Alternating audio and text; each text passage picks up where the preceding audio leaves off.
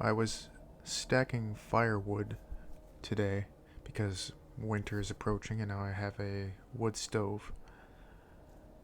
It dawned on me that that's an interesting phrase, stacking firewood. It's quite similar to stacking sats, and it's not just that the phraseology is the same, it's that the act is the same. When I'm stacking firewood, I am stacking condensed energy for future use. I am investing in a form of energy that I plan to cash in at a later date to exchange for heat. Now, isn't that exactly what money is and what money is supposed to do? Isn't that exactly what you are doing when you stack sats? You are stacking energy, except in a far more versatile medium. Because with firewood, I can only transform it into heat, which is very useful for the purpose of getting me through the winter. But as a form of money, firewood doesn't cut it. It does not replace the need for money. With hard money, real money, with Bitcoin, the value comes from being able to store your energy in a form that does not bleed out or over time degenerate. It is as if I've mentioned this before. Bitcoin is like this cryogenic chamber that freezes the energy that it contains to absolute zero and then suspends it in a perfect vacuum. That really is the idea of money. Gold was the closest we ever came to this ideal, but it failed to reach the full potential of money. Bitcoin bridges the gap precisely because it is not a physical material object. That is what allows Bitcoin to transcend gold, because gold is trapped in its physicality and it's restrained by it. The critics of Bitcoin who say it's not material miss the point that gold's materiality is precisely why it is inferior to Bitcoin. The immateriality of Bitcoin allows it to store energy in such a way that it is perfectly sealed. It is hermetically sealed from the ravages of time and indeed of entropy. And that's kind of why it's silly to argue that, well, Bitcoin has no utility. What more utility could you ask for from Bitcoin? Its utility is its ability to serve as a battery. If the only money that you have access to actually drains energy that it is being used to contain steadily every single year, such as with fiat currency, then there is a disincentive, a structural disincentive to save. There is a disincentive built into the money to not plan far ahead into the future, because the further you look ahead, the more energy will have been depleted from that battery. Now, what happens when you have a form of money that is so airtight that has such a perfect vacuum that is able to take down your energy to nearly absolute zero, well, now you can start planning ahead decades, generations. You can start thinking in terms of centuries. You can start thinking intergenerationally. You can store the excess energy produced at the peak of your productive capacity during your life virtually indefinitely. And that's a radical transformation in terms of um, not just in terms of motivating someone to save, but motivating a person or a society to think about how that energy will be deployed in the future with no need to worry about an expiration date.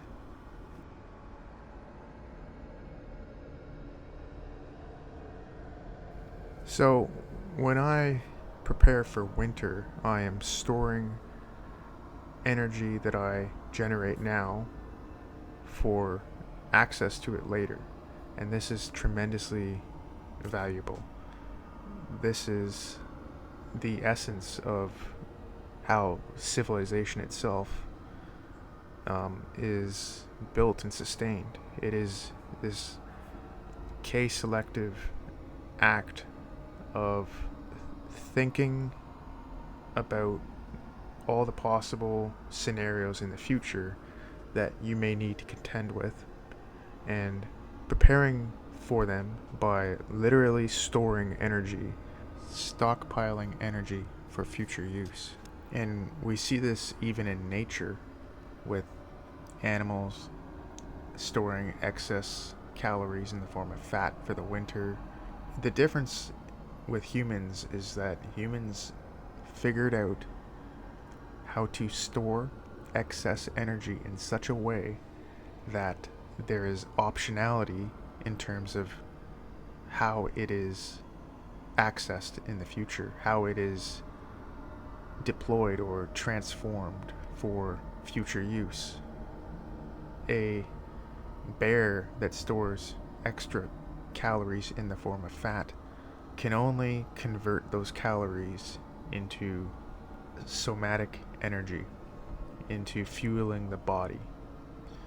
But technological breakthrough with money was that it allows us to store excess energy and then convert it into any form that we need to in the future. So money can store excess energy that we produce now, and then it can be converted into firewood. It can be converted into calories. It can be converted into fuel. It can be converted into whiskey. You know, that's the thing about money, is that it represents this perfect optionality. Of course, the thing about money is that it can only be traded if the goods are available for trade. So, if there's no underlying economy, then money doesn't really matter. If there's no food in the grocery store to be traded for, then money is not going to help you. If there's no fuel available for trade, then money is not going to help you. There has to be the real economy underlying money. But of course, the paradox is that a real economy, especially an advanced one, does not emerge without money. You can't use Bitcoin directly to feed yourself. You cannot drink Bitcoin. You cannot use it to heat your house. But you need another form to store excess energy. You need that battery that is provided by hard money to be able to be highly productive in the present, even though you don't have an outlet at this time to direct or expend that energy without wasting it. And that is the reason for money's existence as a store of value. Money is what enables civilization to build upon itself. It is what enables the investment of capital in the future by accumulating it, saving it in the present. But if a society's money is corrupted or it becomes defective, its ability to encourage long-term planning and case selective behavior and culture. What happens when your store of value, your money, leaks energy? Well, there's a tendency to want to spend it faster before it loses its power. And it is no coincidence that a society and economy and civilization that is built on fiat currency seems to encourage rampant and excessive consumerism, because people have all this excess energy that's being produced, but there's no way to store it. And since you can't always immediately find a productive way to invest it, all that is left is to just spend it on anything. Everything and anything. And that is...